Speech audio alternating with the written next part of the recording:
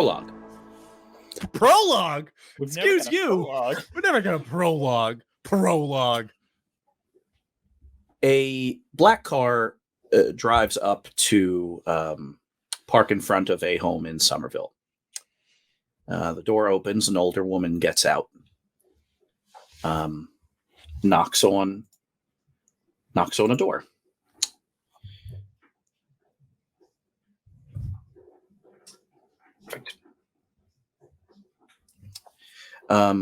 Francine Clock opens it. She sees an older woman that she's never met before. That older woman looks at Francine Clock and says, "Hi, my name is Armistice Pierce. Is this the Clock residence?" Francine nods. "And is Eleanor home?" Francine nods again. "Terrific. If you have a moment, I would like to come in and talk to you and your daughter. Through no fault of her own, she has something that belongs to me." Back in Connecticut. Morgan and Zlobs. You are driving Susie Chen's truck towards Mansfield Center, and it is not a subtle approach. The truck spews black smoke, and the engine sounds like thunder. Mm-hmm. When you pass the lookout tower that you originally saw Bink Barcalounger on, you see another teen instead, who fires a flare into the air.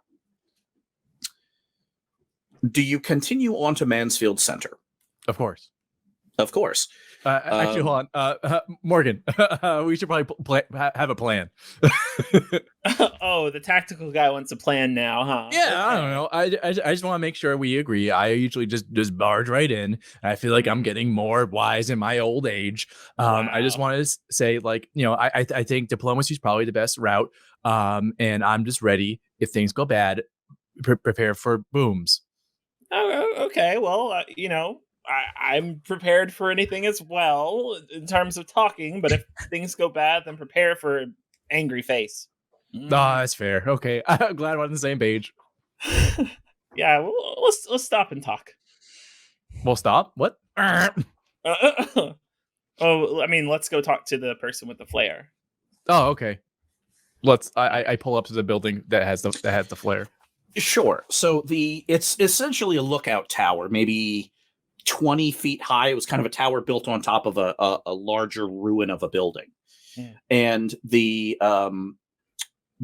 teen up top, who's wearing what could best be described as post-apocalyptic leather armor, starts climbing down and then sees that you stopped and starts climbing back up. Oh, and wait, he's now okay. back on top of the tower, kind of hunkered down so you can't see him. I drive forward a little bit. Does he go to climb down? He does not. Oh, okay. I was going to go back and forth. Should we? That's not how this works, Zlobs. I don't know. I didn't. I'm sorry. You do start driving away again, and he does start climbing. Okay, well then I back up. Oh, he climbs back. Okay, we do this a couple times. You do. Far be it from me to tell you what works and what doesn't, Zlobs. My apologies. Well, do you want to talk to this person? Okay. I'm getting out. Hey! You on the ladder? No, I mean, I see you. Charm. Okay. And are you wearing your armor? Oh, yeah. So -1? Yep. Okay, duck. That's a 8. He answers back, but does not reveal himself. Yeah. What's the flare for?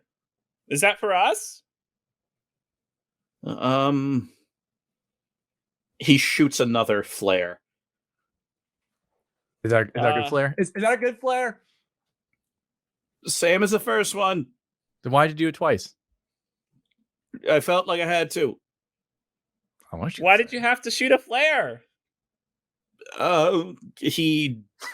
You can tell Morgan that he just simply does not want to tell you. He knows the answer. He does not want to tell you. It's weird out here, huh, Slav? Read his mind. Okay, I'm going to try and read his mind. Sure.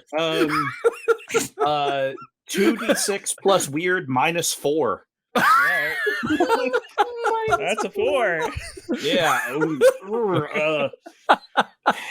Zlobs, it doesn't work. You kind of replicate Mindy's approach, kind of staring, eyes open, unblinking for a while, then closing your eyes for a while, and sitting down, then standing up. She makes it look so easy.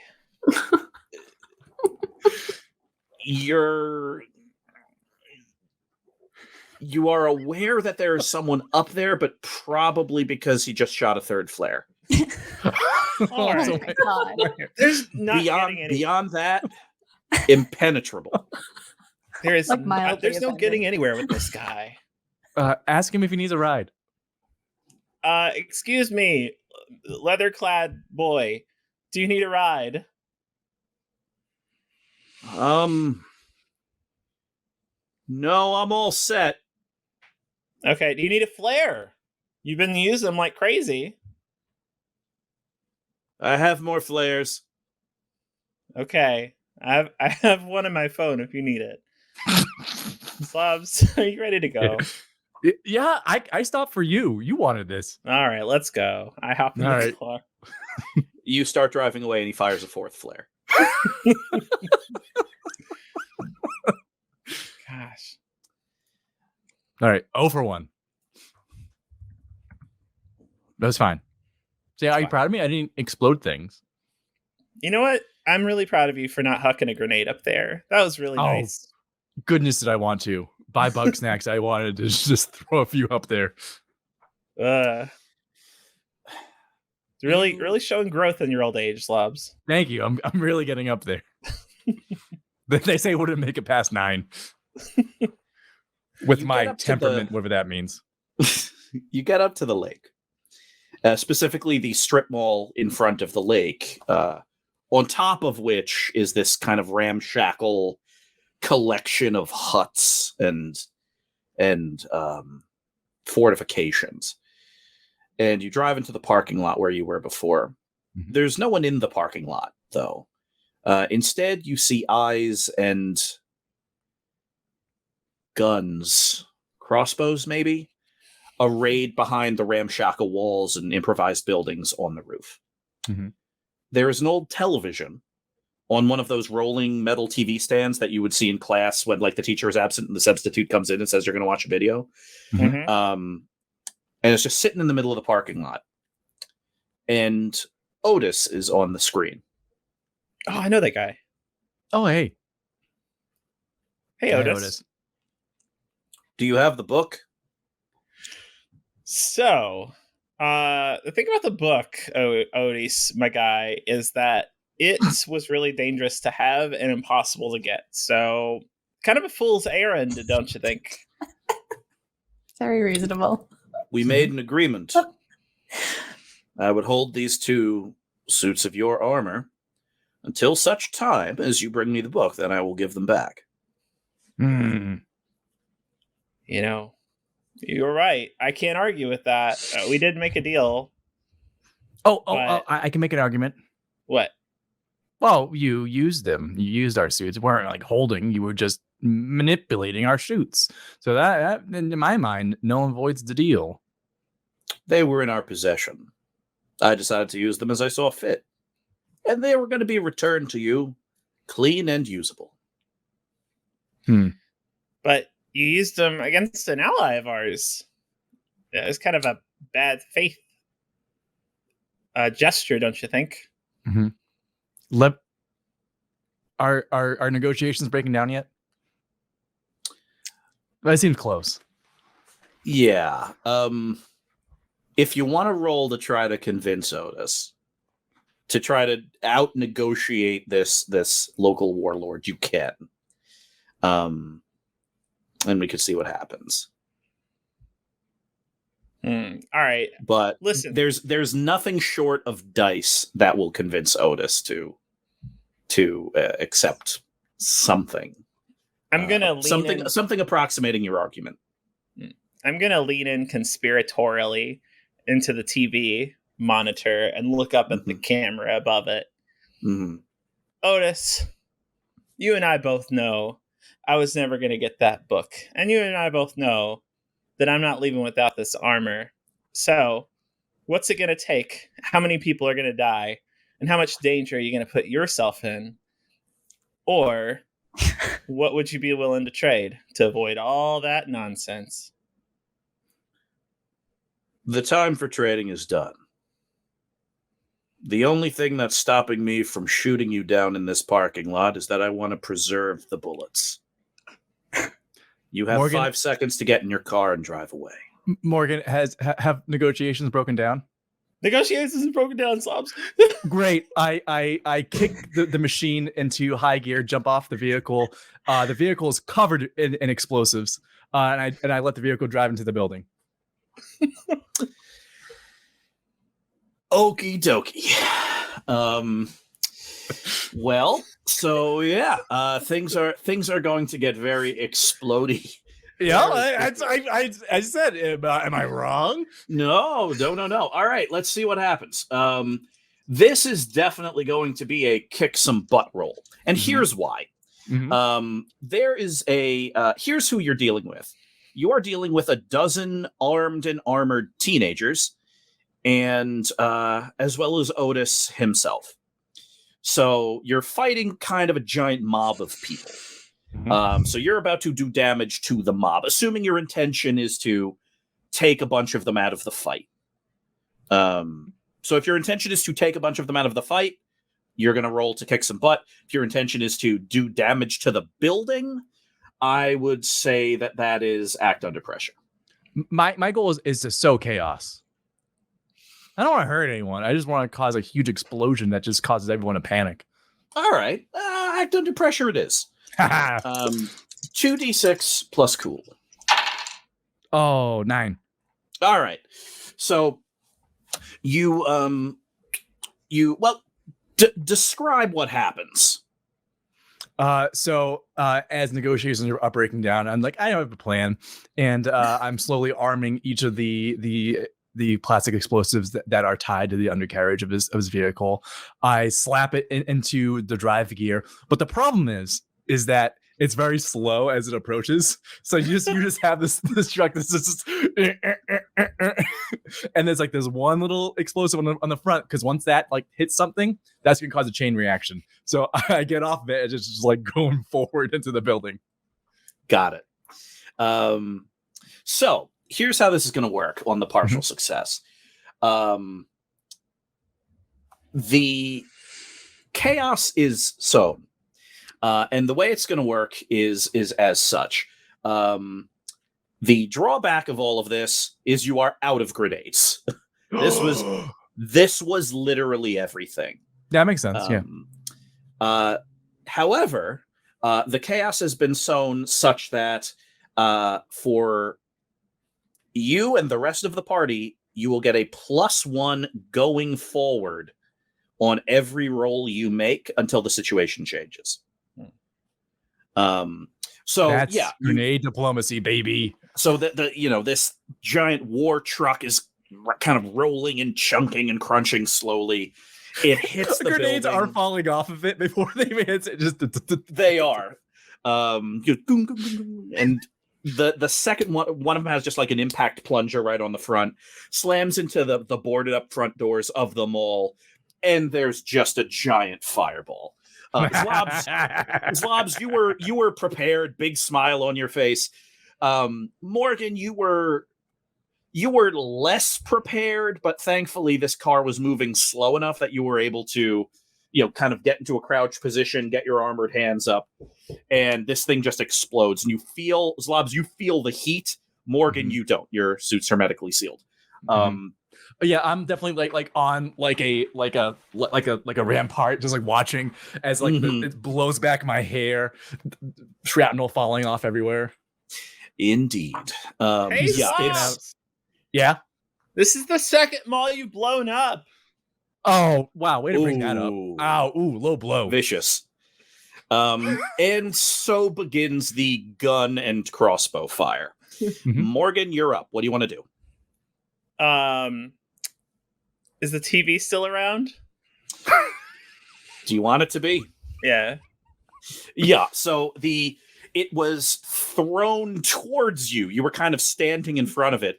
And when this thing blew up, you crouched. The TV kind of slammed into you, and you kind of rolled backwards with the TV. So you're currently, on the ground, leaning against a giant rock, holding the TV in front of you like a large suitcase. All right, I'm going to look at There's a staticky image of Otis on it. He appears to be giving orders. Otis, how about now? Do you want Fire at more? will, everybody. Oh, God, I'm going to throw the Will? TV off. Is it connected to a cable, or is it a wireless antenna? Oh, it's connected to a cable, big long cable. All right, I'm going to grab the cable and shoot a lot of electricity through it. Kick some butt with 2d6 plus weird. Tell me what you get. All right. That is a 6. Oh no! Okay. Zlobs is also on the cord. Yeah, so you crouch down, you pick up the cord, and just send juice through it. It's going to run into the building. Something's going to happen. What does happen, though, is you start drawing fire. You can either hear or imagine Otis's orders a bonus, from within the building. a bonus, a plus I one got bonus, plus plus one bonus. I forgot about Bonus. All right. Thank you, Dazel. that. That's a big bonus. So you surge the building with electricity, and it runs along the cord, the cord going through the corridors of the building. You see it, like our view of it is just tracing along this cable as it goes up, kind of a big, wide, squared off staircase, and then up a ladder to the roof, and then into a shack. And in that shack, you see Otis and a trio of teenagers, kind of firing crossbow bolts down at you again and again. It starts getting very staticky in the room, and one of the teenagers looks at Otis and says, "Boss!" Dives and covers up Otis in a corner of this shack on the roof. The other two teenagers, when the surge of electricity hits, are thrown bodily out of the shack and off the roof. I'm going to point at the room, sparkles and all, and say, "Zlobs, there's our target." Let's go. You are now dealing with into 10 them all. teenagers. Oh, no. Within visual range, Andrew Ababio and Plausible Hamilton, the third base person and starting catcher, respectively, of the Boston traveling team, hear starting the catcher? sound of combat. The two of them look at each other and charge in. Zlobs, Yeah. you do not yet know that reinforcements are on the way. What Okay. do you do? Well, we're going to secure a hold onto the premises. So we're going to rush in and start infiltrating. Got it. All right. So you're charging in there. Morgan, behind me. Yeah. So the two of you just kind of head down and smash through the front door. No problem. You're in the first floor of this strip mall. It looks like you kind of smashed through what used to be some kind of clothing store. And it's, there's what looked like supplies stacked up. Some of the old clothes are still here. It doesn't smell musty because it doesn't smell like anything. These clothes are not threadbare or chewed through by moths or anything like that because nothing lives here.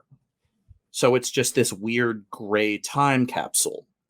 And you feel for a moment that you're paused in time because the shooting has stopped and they don't yet know where you are. And in that 2 seconds before the sound of shooting is replaced by the sound of heavy footsteps slamming down the stairs, you realize this is probably what this place looked like exactly at the moment the great calamity turned Connecticut into the exhausted earth. And then with that, a couple of teenagers kick through a rear door, which led to some rear hallway. And one of them has a crossbow and the other has a pistol, and they start shooting. Morgan, you're up. I'm going to hide in a clothing rack. You have hidden a clothing rack. What do you want to do now that you're in here? Okay, so I got an eye on two of them. I'm going to throw an electric blaseball to protect or shield or stop the movement of one of them, keeping their bullets inside. Cool. All right. 2d6 plus weird to temporarily trap a person. 8. All right.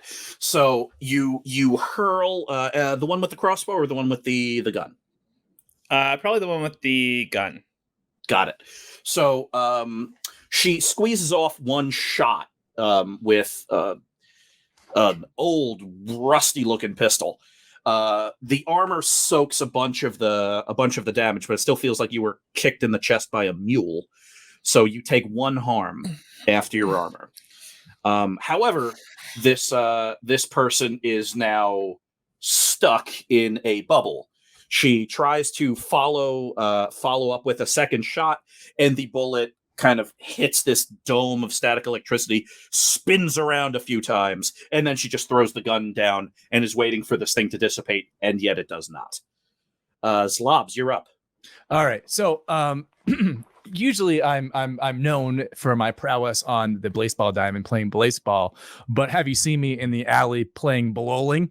I take that static ball and I use that as a shield, and I use it to push down the hallway to get more of a foothold into this mall. Got it. Morgan, follow me. So yeah, so you kind of run past the person that's in here kind of loading a crossbow. He fires at you as you pass. It bounces off your armor, and you just kind of roll. So you're kind of rolling this person in a giant static ball kind of down this hallway looking for the stairs. What you find at the end of the hall, kind of gathered around the stairs, are several more teenagers in a very clear defensive position. As such, because they are prepared and fortified, that +1 to your actions no longer applies. Zlobs, what do you want to do? You see 4 of them kind of behind a wall, like a set of walls in front of the stairs leading up to the second floor or the roof. It's fortified. They're behind heavy boxes and metal plates. So obviously that's not the way to go. So I want you kind of create this to create more of a diversion and lead Morgan and myself somewhere else to kind of find another way around and to find any kind of other special things of note. The suit, I'm looking for the suit or any explosives or any weapons in that order of stuff as we progress through this large mall.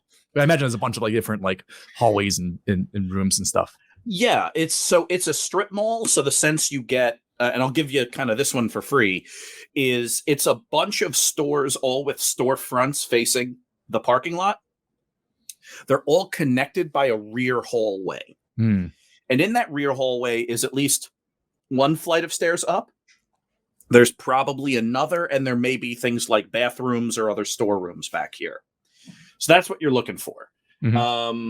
Yeah, basically, I want to turn this into more of a chase and just me just breaking myself onto a tough fortification. It looks like most of their defenders are here, so I want to create, really make it a dynamic battlefield. I gotcha. Strategy.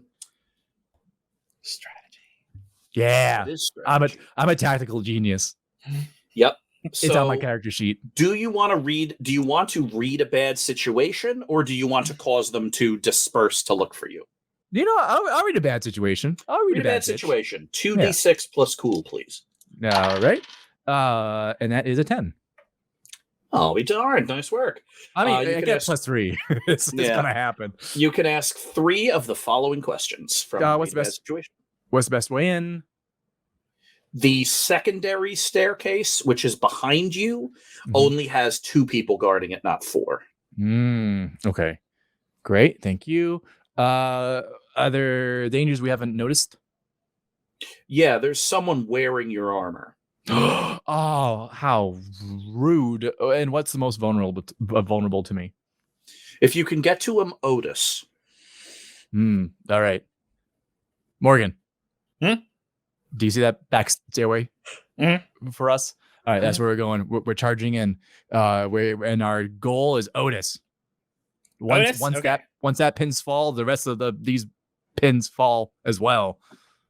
I need help with my blowing metaphor. We'll talk about blowing later. Let's do this. Okay, thank you. All right, Morgan. So you kind of have the order. It's that other staircase. So you and Zlobs are kind of charging towards it. This is also fortified, but there are just 2 people guarding it, not 4. What would you like to do? I'm gonna give them a stern look and be like, "You're fighting for the wrong master. Turn back, and no danger will befall ye." And I'm gonna try to manipulate someone. Yeah, sounds pretty good. Can I help by just being as wild-eyed as possible? Absolutely. Let's roll for you to aid first. So 2d6 plus cool. Oh my god, a 6. How rude. Okay, Morgan, you are going to roll 2d6 plus charm, -1 for the suit, -1 because these people like their boss, and -1 for a reason that Zlobs is about to tell us. Oh, right, well- yeah. As we're running, I just fall face first. Just plop. Just losing all intimidation. Just No There was danger will just some befall debris. ye. It's fine. Zlobs. I get up. It's like blood in my nose. Ah. I got a 6 after that -1. So All right.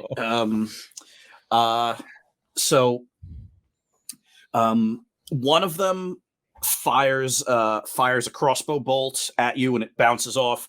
The other one has that's probably the oldest looking shotgun you've ever seen, and he empties it and fires at both of you. You take a total of 3 harm, ablated by your traveling team armor or your catcher's armor. so 3 between us, or both of us take 3? Both of you take 3. You were just shot with a shotgun. Okay. I am unstable. Uh-oh. Okay. Andrew Ababio and Plausible Hamilton. What? What? The 2 of you. Oh my god. The 2 of you make it through the front of the building. There's one there's one person in there with a crossbow that kind of looks at the both of you and starts to ready a shot. What do one of you want to do to stop that from happening? Fireball. All right, close to right. Hamilton. You don't even need to roll for it. Describe what your magic looks like. What my magic looks like? Mhm. In a word, awesome. So I just kind of hold out my hands and boom, fire shoots out. Oh, I mean, that's pretty much it. Yeah. There is nothing better to turn the tides than a giant fireball. And so you hurl a fireball towards this person. Boom. They dive behind a rack of old coats, which start catching fire. There's now just fire burning in here. This person is trying to escape by kicking a hole in the wall behind him. And the 2 of you kind of run into the hallway and see Morgan and Zlobs pinned down by shotgun fire. Oh, Andrew Ababio, you're up. What do you want to do?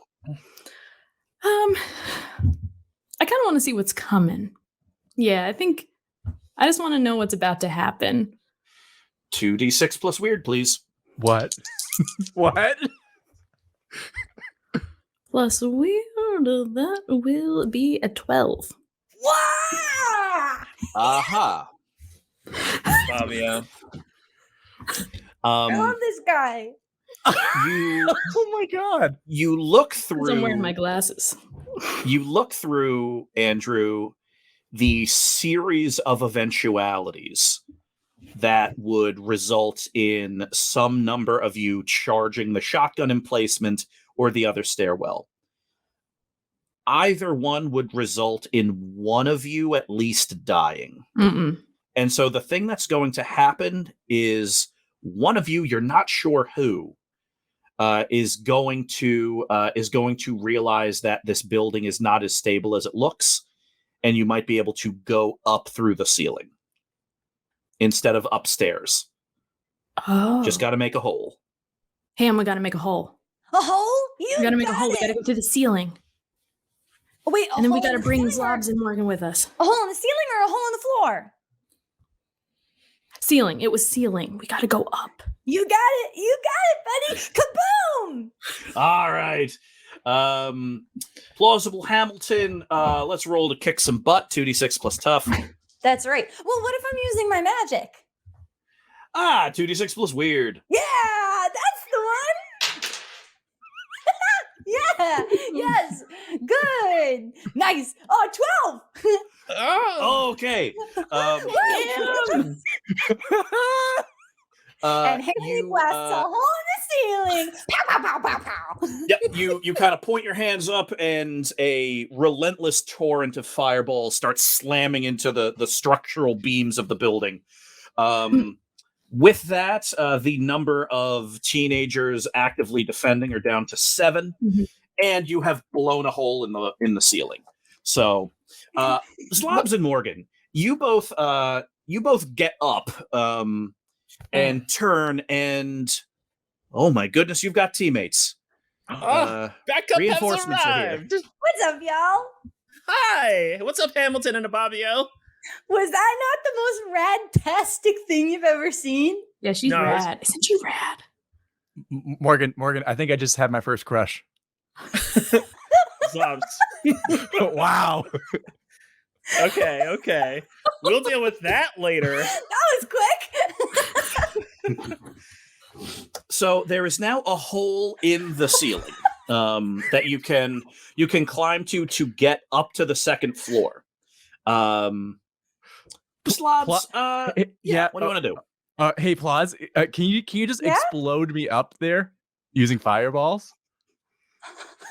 I've never tried it, but I'm willing to give it a shot. Yeah, let's do it. Let's make it go boom, buddy. I'm going to try to explode Zlobs through the ceiling. All right, that is definitely act under pressure, so I'm going to have you roll 2d6 plus cool plus 1 because Zlobs is all about this. 2d6 plus cool plus 1? Mhm. No problem. Almost 7. I'm sorry, almost? Almost no problem. It's a 7. Oh, okay. I thought it was almost 7. No. Okay. It's a 7, which means it was almost no problem. There probably is a problem. Probably. The good news is that Zlobs, you are hurled upwards through the ceiling, riding a wave of magical fire energy. The bad news is, plausible, this hallway's on fire. Yeah, I mean, it was a lot of fire. I'm surprised I didn't hurt anyone yet. Okay, so Zlobs, you are up on the second floor. This appears to be there's kind of a room directly you're kind of in that back hallway, only the second floor of it. And this appears to be, there's a door to like a storage room. And in that room is looks to be a ladder up to the roof. So yeah, the storage room, this isn't retail storage. There's equipment in here. Yeah. Yeah. What do you want to do? Oh, it's like equipment or like equipment? I want to load up if I can. 2d6 plus sharp. 6. 5. Almost 6. Yeah. You find a number of things that you find foodstuffs mainly. Lots and lots of foodstuffs, dried things, potable water. The best you can do in terms of something hard and weapon like is a half a box. I equip Big half a wooden box with a bunch of nails in it. Ha! So you've got that, and you're starting to move towards the towards the stairs. Andrew, Plausible, and Morgan, you are still on the first floor in the hallway. Good news about the fire is that the folks guarding either stairwell are not advancing to get a shot at you because the hall is filling with smoke. The bad news is that the hall is filling with smoke. So you either need to get the smoke out of here, or you yourself get out of here, or you're going to start taking -1s or worse to all your rolls. I'm a little bit thinking we ourselves get out of here. Yeah, I'm agreeing. I'm thinking maybe I toss Woodstock up through that hole. Sure. Yeah, I would love to watch that happen, Andrew. I'd love so- to show off. I'm not sure if I would love to watch that happen, but here we go. So, Morgan, don't worry. I can heal you afterward if it doesn't go well. Yeah, I'm plus gonna heal you you got afterward no enough matter what. frequent flyer miles under your belt by now. Oh no. So, you give Morgan, kind of 10 fingers. Your normal hand is fine. Your other hand is getting a strong desire to inflict holy justice on something. Mm-hmm. And you kind of have to convince your hand that Morgan is not the enemy here.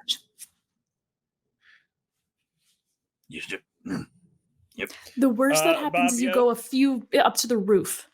Bobbio? Okay, I'm ready. All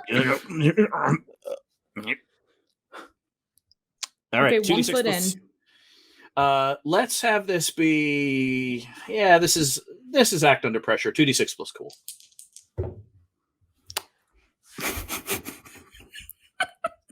Bobbio? I'm gonna trust ya. I rolled Just a this 2 and I have a -1. Is that our first one ever? Oh man, I'm putting so all my trust in you, close. Bobbio. Oh I've no! already been Holy shot with the justice! shotgun. So, with one normal hand and the other being the hand of Holy Camiel, Mhm. you hurl Morgan upwards.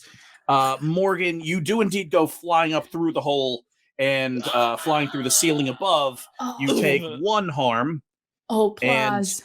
You are now on the roof behind man. a bunch of the ramshackle buildings.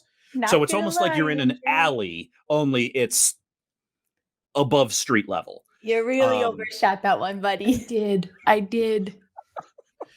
But hey, she's not gonna die of smoke inhalation now. He's definitely out of the smoke. I'm gonna go find Zlobs. I gotta make sure he gets out okay. You got it. So yeah, the two Andrew and Plausible, you both escape the hallway either up to the second floor or out. Your choice. We'll worry about it later.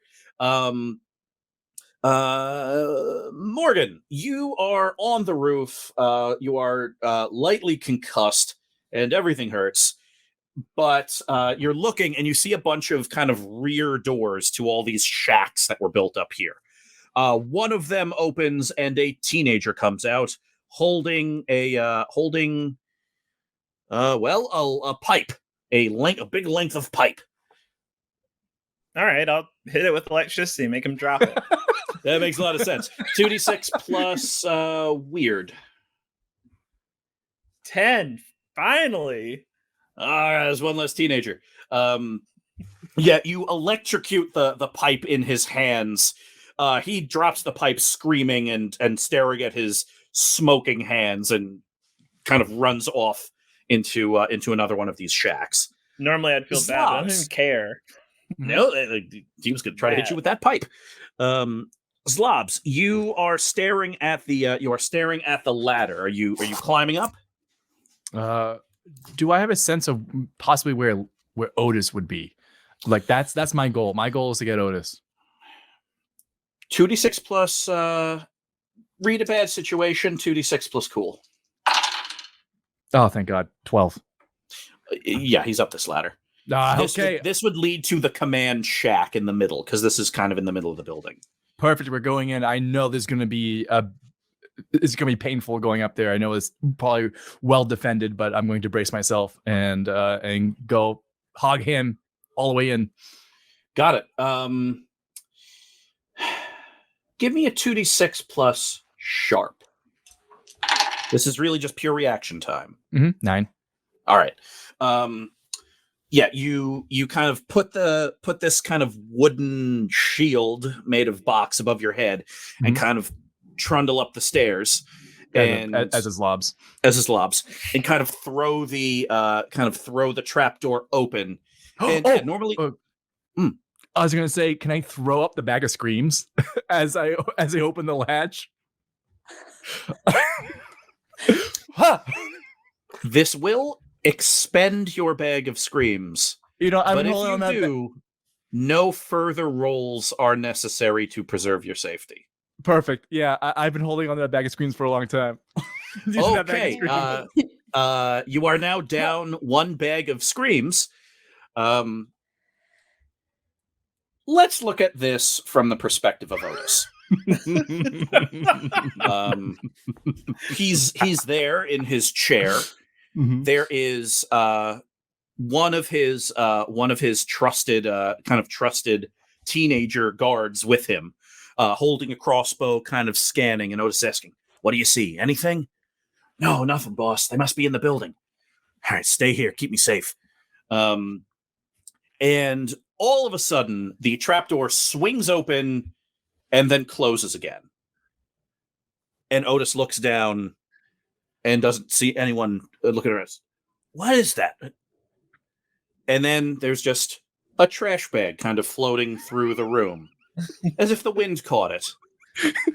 And it lands on the floor and gently opens. And the screams of a dozen damned men exit the bag, reducing Otis's trusted guard to a state of mental decompensation. Yeah.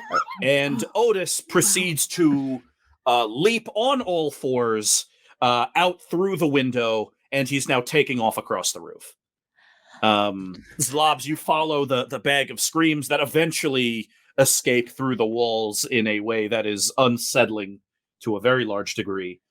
And you see, Zlobs' Otis's command center is abandoned. Like, there was a computer here, a bunch of books and lists, a bunch of weapons. All of that he has abandoned. Otis is heading for the hills.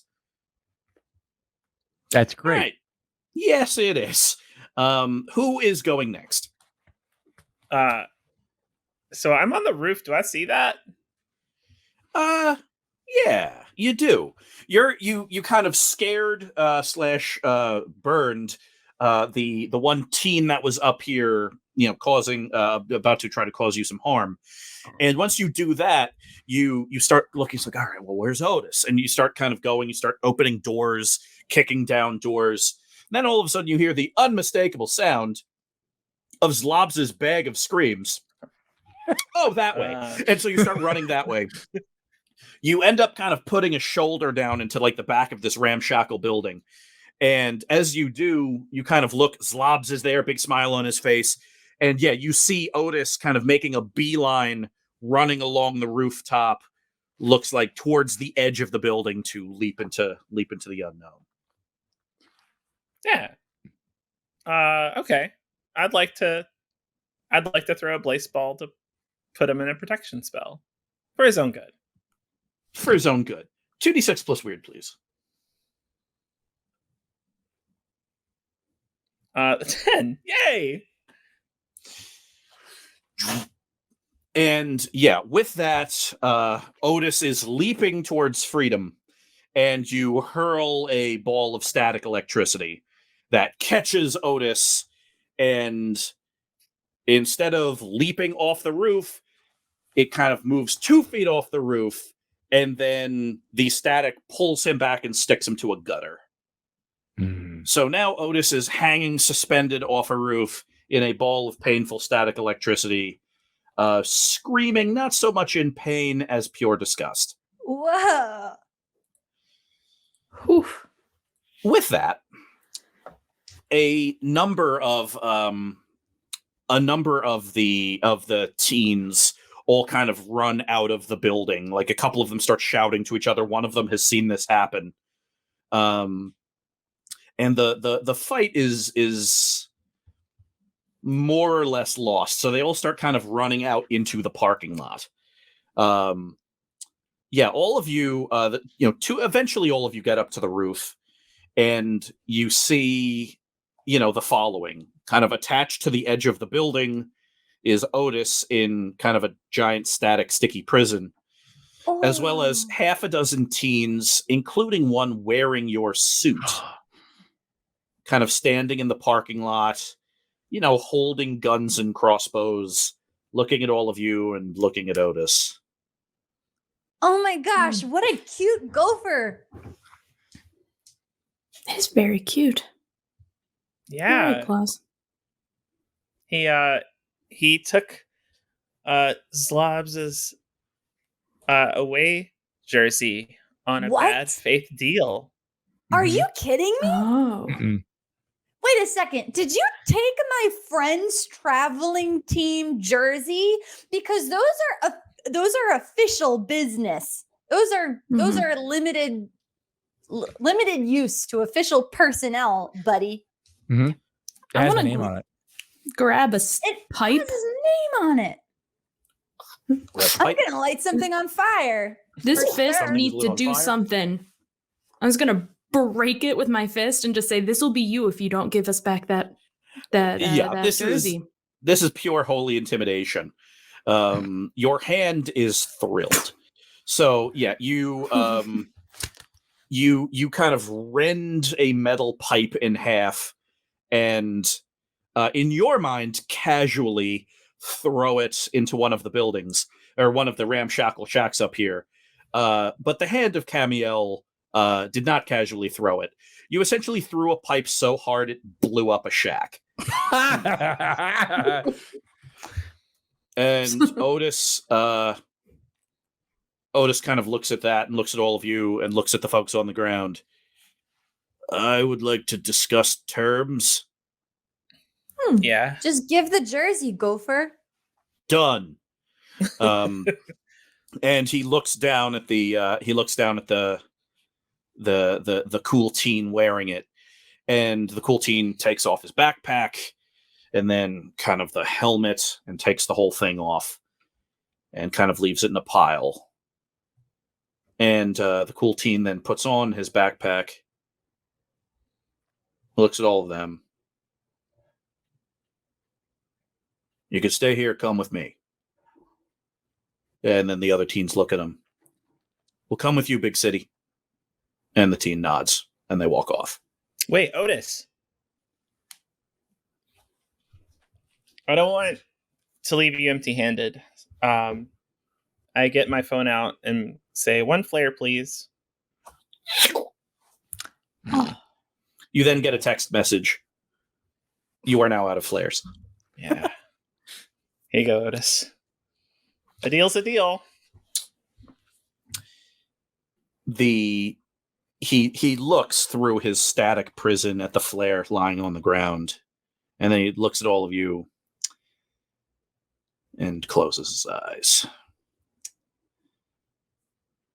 And then the 4 of you get back in the war truck.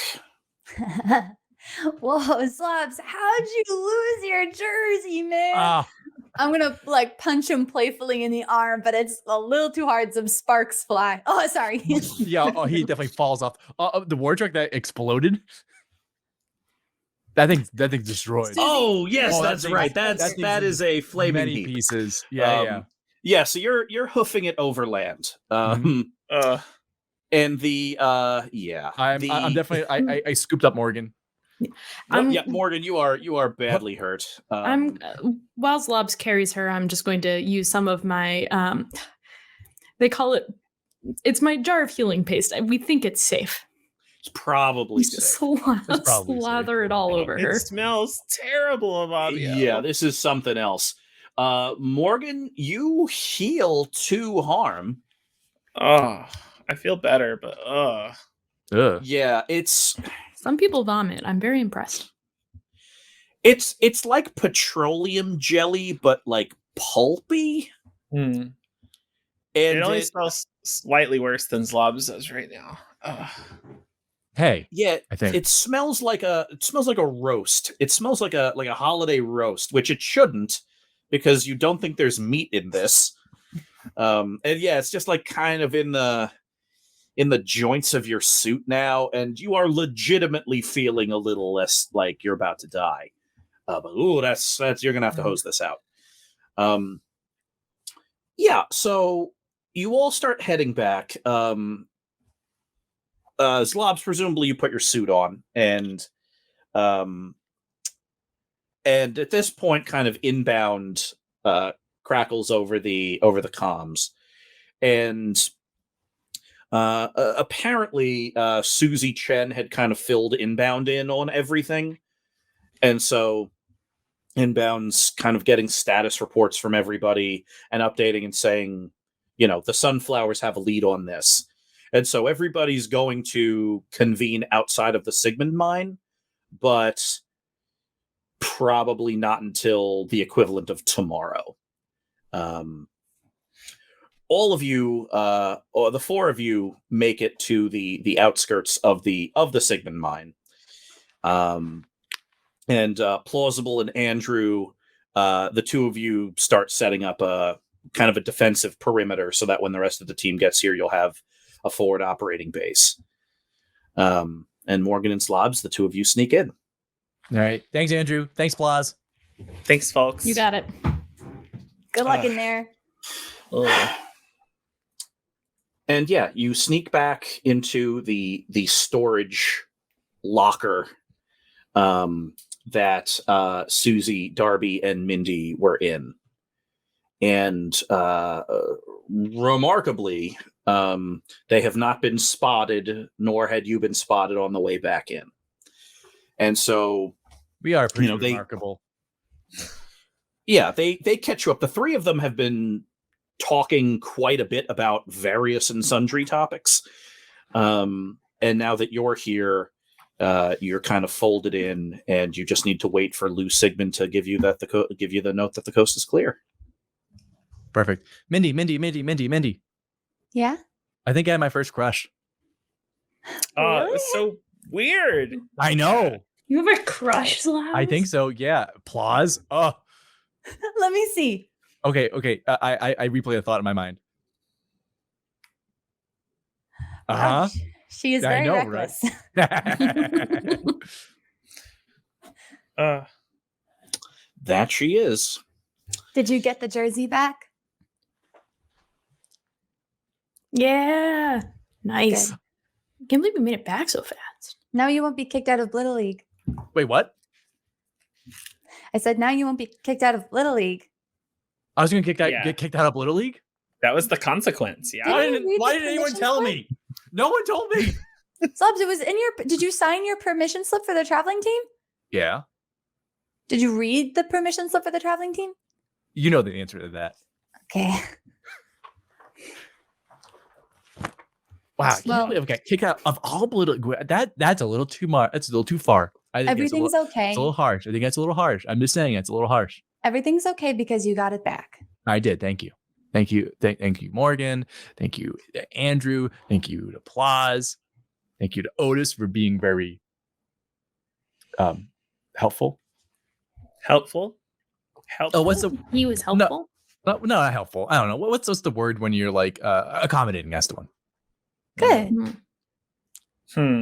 Sounds like it went well. Hey, I had a great time. Yeah, what's up? Are you going to tell Susie Chen that you blew up the truck? Oh, Susie, I blew up the truck. Figured as much when you walked back here. Oh, yeah. Was I not supposed to blow up the truck? It's not every day I get to build a war truck. That's great. It died an honorable death. I'm out of grenades, by the way. You're out of grenades? Yeah. Mm-hmm. I used them all on the war truck. Well, I don't think they would be a good idea in the mine anyway. No, terrible. She hands you a switch. Susie Chen hands you a switchblade. All right. Thank you. I start playing with it. This looks cool. Yeah. You obviously cut yourself at least one time. Of course. This thing's just so cool. What? Be careful. Of course. I'm not throwing it up and down. Oh, what if I did though? All right, we gotta focus. Yeah, so the five of you kind of cluster together. You look at your embedded watches in your suits, and sure enough, at around sundown, there's a gentle knock on the door of the storage container, and Lou Sigmund opens it. All right, the shift is over. Come with me. I'll get you into the mine. All right, Thank you, Sigmund. Lou. Let's do it. And he brings you into kind of this big tent that you were in some hours before. And it's all emptied out. It was busy with people, the first time Zlobs and Darby saw it. But now it's all empty. Things are kind of locked up and chained down.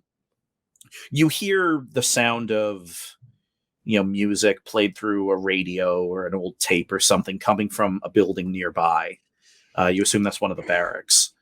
But this giant pavilion tent of a room is empty.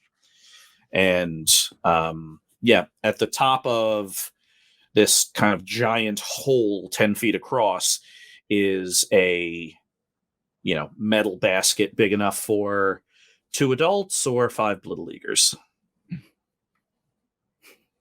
He opens it up. What Well- are you scared, Morgan? A little. It's Of what? Of being scary. crushed to death, about claustrophobia. No, a little of all of those things. Being lost like- endlessly in the dark. Or what about the monster that awaits us down there? Oh, yeah, monster that awaits you. What if we don't stop it and then it goes on to destroy Boston? I don't want that on my conscience. We're gonna Oh, stop it. The fear of failure. That's the scariest one. Oh, that's Mhm. true. Yeah. Very We're gonna be insightful, okay. Zlobs. We just have to stick together and remain calm. Yeah, no screaming. No explosions. No retreat. No retreat. Susie, No Right, retreat. Susie. Thank you, Susie. Okay. I can't explode, so that's okay. This is just a soothing situation, I think. We need to keep this in mind. Lou Sigmund looks at all of you before he hits the big, red button that'll send this thing down. Mhm.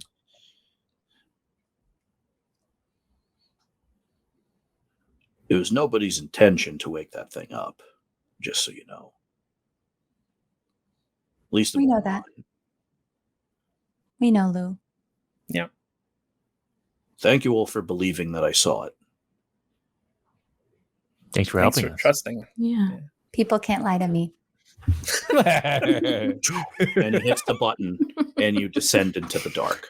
Yeah, I imagine Mindy's making unbreaking eye contact as she's like, down out of sight. Yeah. No one could lie to me. Um, the ambient light from outside gradually shrinks until it's just a pinhole 100 feet above your head. You've never seen a dark like this. A dark so dark that you can put your hand in front of your face and can't see it. A dark so dark that anything you see down here is only the result of your imagination. Hey, phone, print a flare.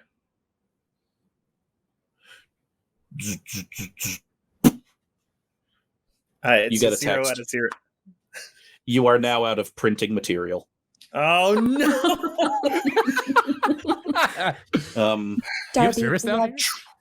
your Flare on for ambient light. You turn your headlamps on for directional light.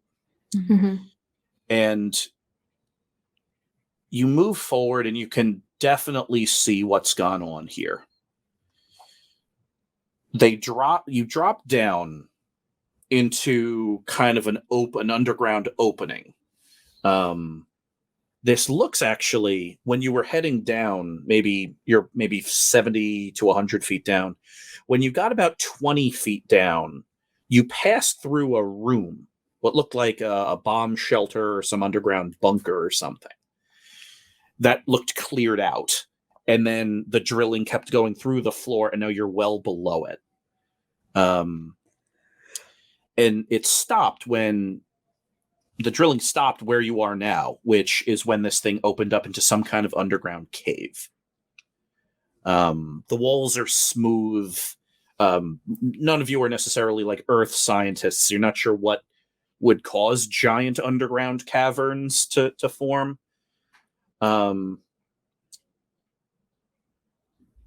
But it's small, and it kind of starts opening into a larger cavern.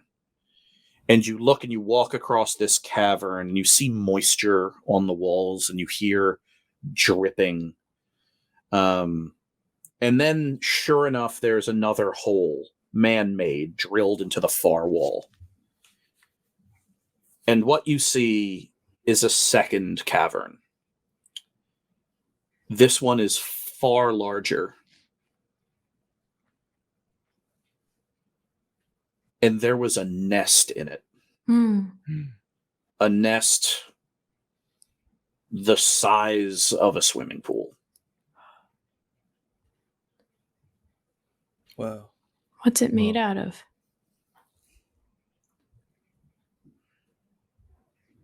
Whole trees. Whoa.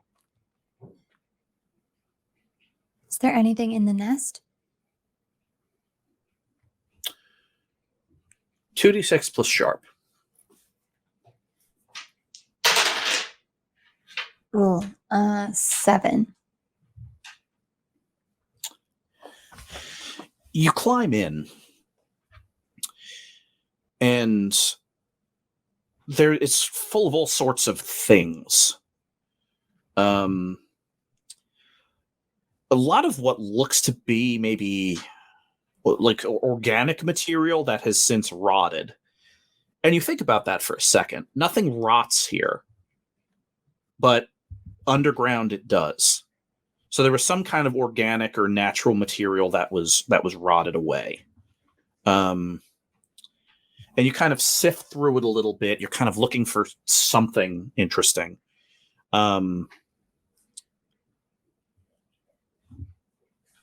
There's a couple pieces of furniture down here in this. Looks like an old dresser. A pile of broken glass, curved broken glass of different colors. A length of really old rusty chain. When you move the dresser to see if there's anything under it, you hear like a jingling inside. A jingle. And you open up the drawer, and there's a pouch. A pouch? Yeah, a little leather pouch. What's in the pouch?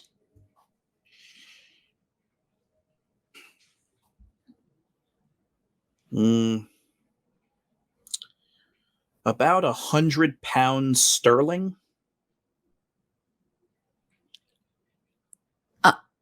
100 pounds? Oh, sorry. Not in terms of weight, in terms of currency. Yeah, emblazoned with crosses, there's a bunch of English coins from around the year 1750. My goodness. Whoa. Huh. Been asleep for a long time. Maybe it wants these back. You look up and you see what happens when this thing that's been asleep so long was woken up. The path that you walked into this cavern through was, maybe a 6 foot tall by 3 foot wide oval opening made with chisels and drills. The path out of here is 30 feet high and 30 feet wide and messily and violently torn from the wall. Oh, Ugh. no. Something dug out of here with claws the size of swords. Oh. Yikes. Let's follow. All right.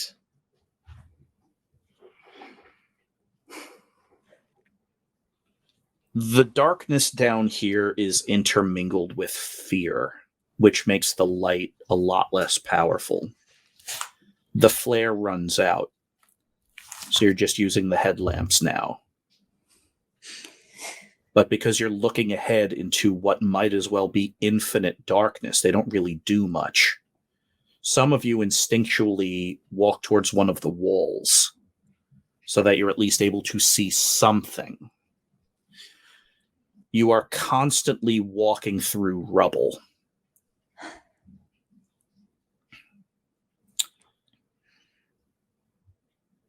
The only way to tell how much time has passed is by looking at your watch, which all of you are doing less and less frequently as you are hypnotized by the darkness and the depth and the silence. Your eyes play tricks on you. And you think your ears are starting to play tricks on you too, because in the distance you hear what sounds like water. Oh, thank goodness, water. Don't run, Zlobs. I'm Loud thirsty. water. I'm thirsty. Zlobs, wait, walk slowly. Why? The sound of the water sounds a lot more like a waterfall. The sound of rushing water, like waves or water going over a cliff. And it's sounding like you're right in front of it. And you think maybe it's the pressure, maybe it's the fact that you're so far underground. But sure enough, like the heads-up display within your traveling team jerseys are showing acoustic readings. What you realize is it is not water right in front of you. It's something even louder than a waterfall miles and miles down this hall. This gouged out, angrily, swiftly carved hole. Could that be the creature? That would be smart money's on it.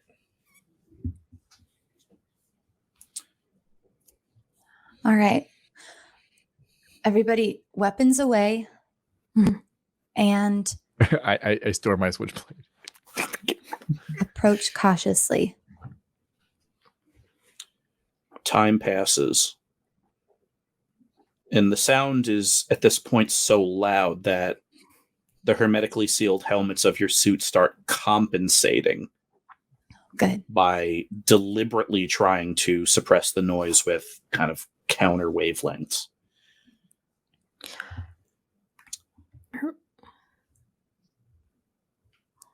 All your headlamps are pointed forward now.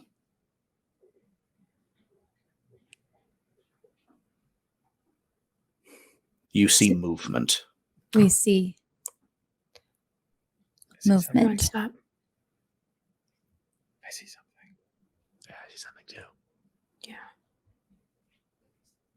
Okay, so it's not just my eyes playing. Um, I've been seeing something this whole time. What? This whole time? Wait, you've been seeing something this whole time, Morgan? But I thought it was like my eyes playing trick. Okay, Morgan, we get it. You No, have I good, see it you have good too. eyesight. Morgan You better has eyesight than excellent all of us. See Yeah, this time. oh, so good. I know. I can see a baseball coming at me. I can hit it. I don't need glasses. Well, I Zlobs, didn't you think so. need to go to the eye doctor. I refuse. I'm not going to the eye Zlobs. doctor. Shh. What? Sorry. Sorry. It's not the time. Okay. Can I, now that we're closer, try and tune into the creature? 2d6 plus weird. 11.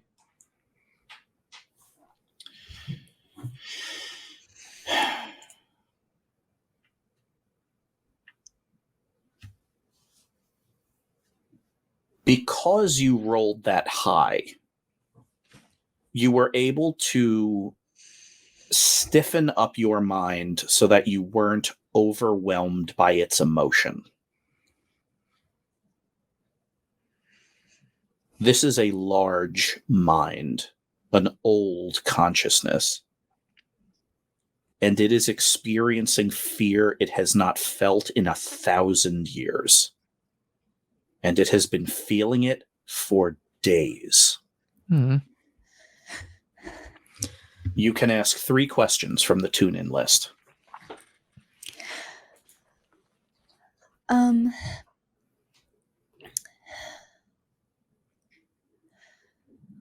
What is it planning to do right now?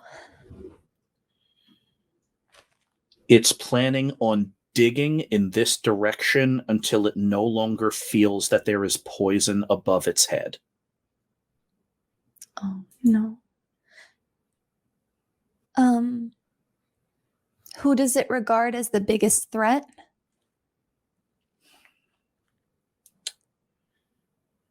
The scary sounds behind it. The sound of the drill. And how can I attract its attention? Ideally, peacefully, calmly attract its attention. It's too loud in here to call out. So you would need to either do it mentally or with something it could see.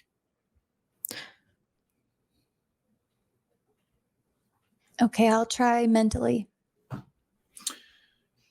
2d6 plus weird. 11. 11 total. You can say one full sentence to it that it will understand.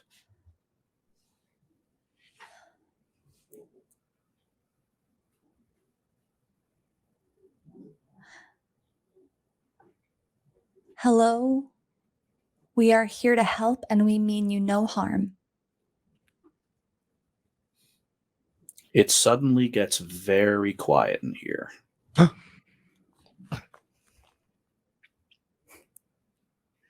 Mathers? Did it fall asleep? No. Is it? Shh. Okay. Should I? It turns. Oh. All of your headlamps suddenly get brighter when it looks at you. In this tunnel, 30 feet tall, is a blue and gold bird. Oh. Its claws are filthy and caked in blood. And it's staring at you with giant eyes. Mindy and Darby, you can both tell for different reasons that its heart is racing. I extend my hand out toward it and take just one step toward it and try to just soothe it a little bit until I can feel that its heart is slowing down just a little bit. Just saying, you're safe with us. We're not here to harm you. We want to help you. It's okay that you're scared. Your home was taken away, I understand. But we're not here to hurt you.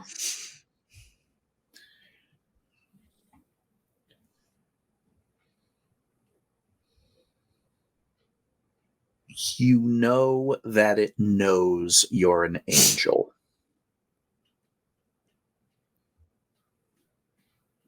Its heartbeat slows.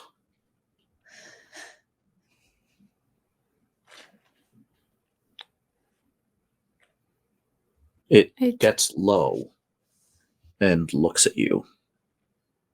Just its head in front of you is the size of all of you.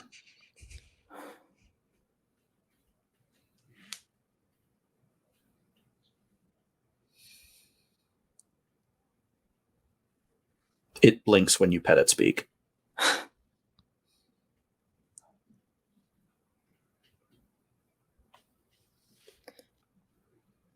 It knows we're here to help.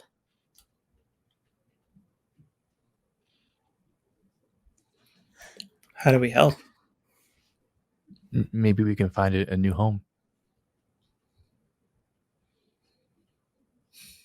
We don't have any room at Ryan's. There, I think there's a place near Zlobs, Massachusetts called Purgatory Chasm. And it's like a cool bunch of fissures in the ground. But there's a bunch of old magics there. Can it understand us when we speak? You don't think so. It was able to understand you because you were in its giant ancient mind. Mm-hmm. And it was able to understand Darby because Darby is an angel with an angelic power to calm people down. But in terms of giving it instructions, probably not.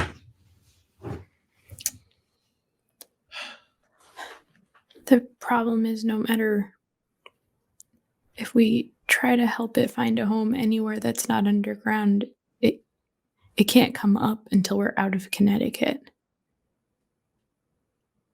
Unless we find a way to protect it. Is it? Unless I wonder if I could do a magic ritual to send it somewhere else. Like teleport it? Like what I did with Zlobs. When you summoned me, when Lardro came around, Yeah, that was cool. I felt great. That was a great trip. I was very happy about that. Do you Just think a you way- could do that all on your own? no, I needed a lot of people to help me, and I have 5 people again. Well, Susie doesn't really do well unless she'd be okay with it. Don't tell me what I can or can't do. Yeah, mad. I'm more than capable of helping with this. No, I know you're capable. I only meant that I know you don't like, you think magic is kind of silly, or, that's not the way you like to do things. Just because it's ridiculous doesn't mean I'm bad at it. I didn't say you were bad at it. I know you're not. Tell me where to stand. I start pointing in a sort of a almost like a baseball diamond, but with an extra bag. Oh, fourth base. Wow. Mm-hmm.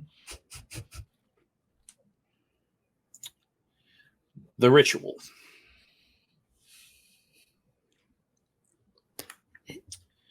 This is going to take a few different things. It is going to take time. Mm-hmm. It is going to take chanting. And it is going to take something from the place that you're teleporting it to.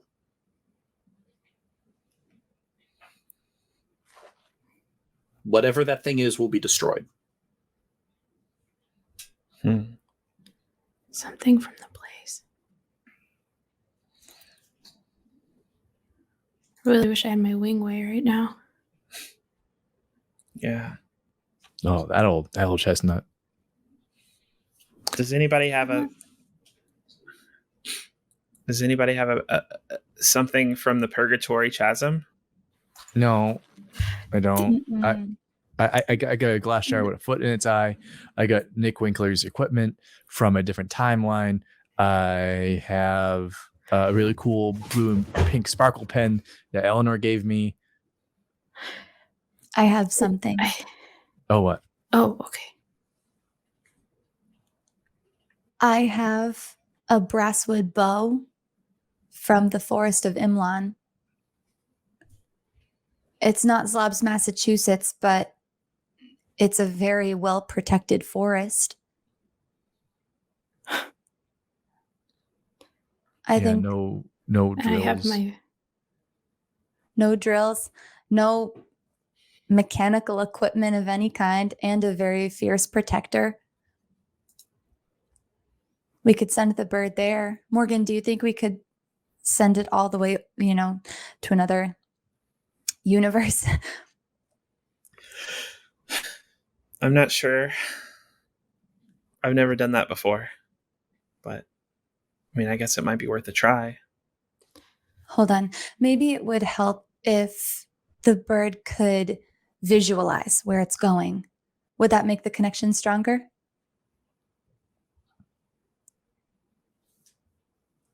I again, I've never done this before, so maybe. Is this the plan? Yep. Then you don't even need to roll.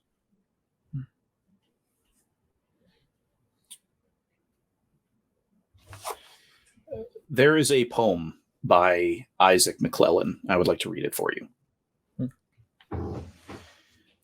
Where the river winds through its green retreat, smiling, rejoicing on its way, whose ripples and rifles ever beat the old tree roots and boulders gray, where o'er the sedges, shallows, and sands the cattail tufts and river reeds, at whose edge the patient angler stands, the kingfisher flies and feeds. Perched on a bending, withered spray that leans o'er the water's flow, he watches intently for the prey that swims in the streams below.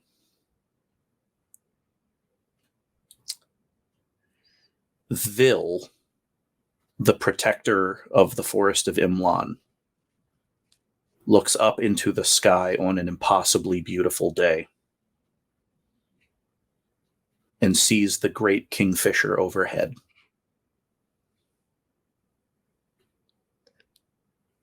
She looks at Hobie, and they both smile. We'll end it right there. Oh. Oh. Oh. We won! Oh, God. Oh, what an emotional release. I feel like I just ran a marathon. I'm never going back to Connecticut again. I'm gonna erase the brasswood bow from my inventory. We all lost important things today. Bows and bags of screams. Epilogue. No, I thought we had a prologue.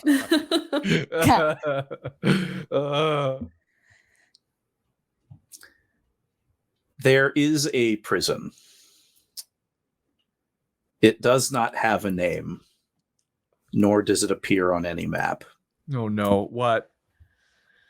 This prison is where people, regardless of age, that are perceived to be the greatest threats to the physical, magical, or spiritual world are kept. Mm-hmm. Why do you have a smile on your face, John? It is so secure that there is no visitors allowed.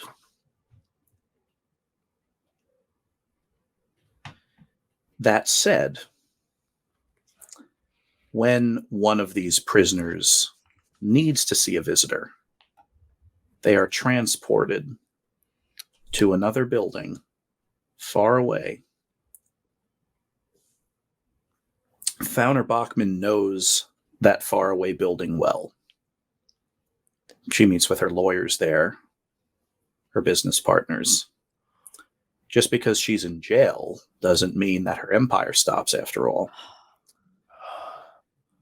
But she knows days or weeks in advance when she has a visitor.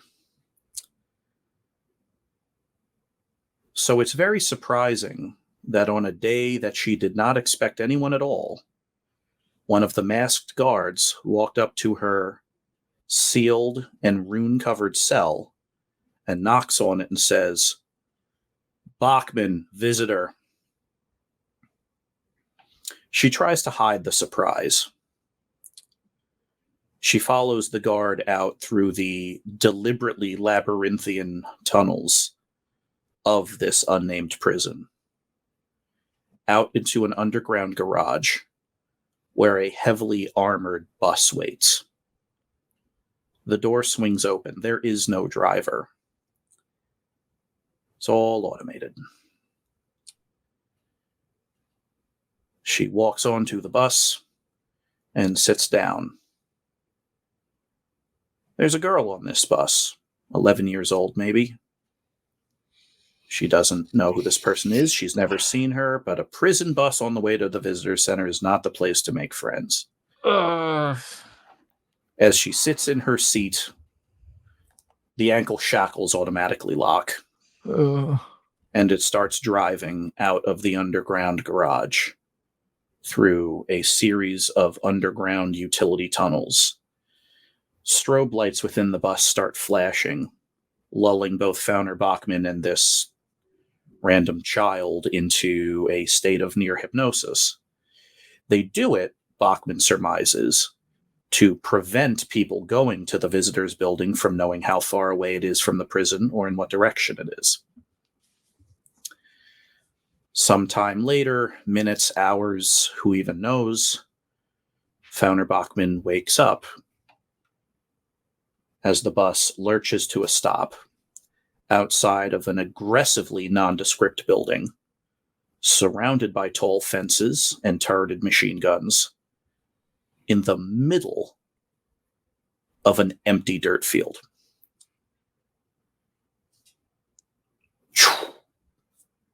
Her ankle locks disengage. So do the ankle locks of the child sitting a few rows ahead of her. This is the first time that Fauner's walked into this visitor center with another person. She doesn't think it's a mistake because the people in this prison don't make mistakes.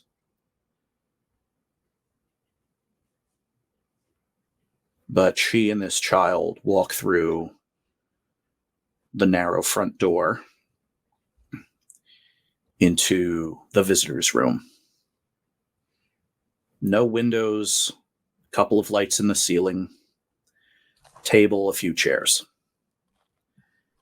And Armistice Pierce. No! That's all the baddies teaming up. No! On the table is a large box that is beeping. Oh my God. In that box is a cylinder. No! With a number 1 on it. Fauner Bachman betrays herself by gasping. Professor Pierce. Oh my goodness, Professor Pierce. Armistice Pierce raises her hand. Good to see my favorite student again. I need to ask you for a favor. It's complicated, but Fauner Bachman doesn't even let her finish the sentence. She just says, of course, whatever you need, Professor. And from her overcoat, Armistice Pierce pulls out a big manila envelope full of schematics. Electrical and organic. Fauner Bachman leaves through it for a few minutes and nods with a smile on her face. And then she looks at the girl. You don't know me, but I have heard an awful lot about you. My name is Armistice Pierce. The girl looks. And I'm Neela Nightmare. Yeah. What do you want? Armistice Pierce takes a step forward. Well, to start, I need you to tell me everything you know about Mindy Mathers. We'll end it right there.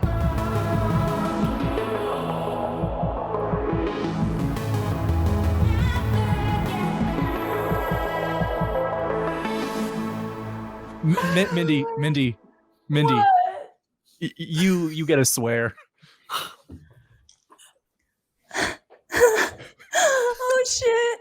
They're coming for me. My sister's gonna kill me. This is the end. It's the end. I'm scared. I'm horrified. Damn. Hey, hold it. Let's do. Rein it back in.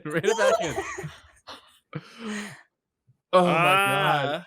Sir, can we have another epilogue that's a happy one because we finally beat Connecticut? Please.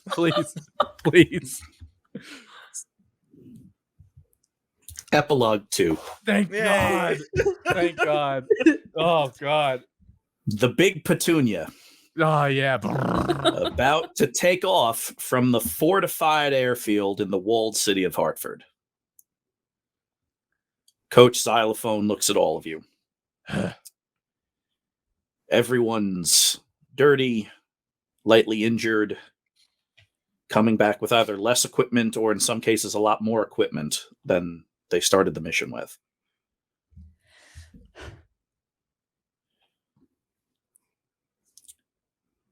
Hartford and the seismograph station in Quincy both say no more earthquakes. Mission accomplished, everybody. Mission accomplished. Your choice, pizza or ice cream? Pizza. Both. Pizza. Both it is. Yay! We'll end it right there.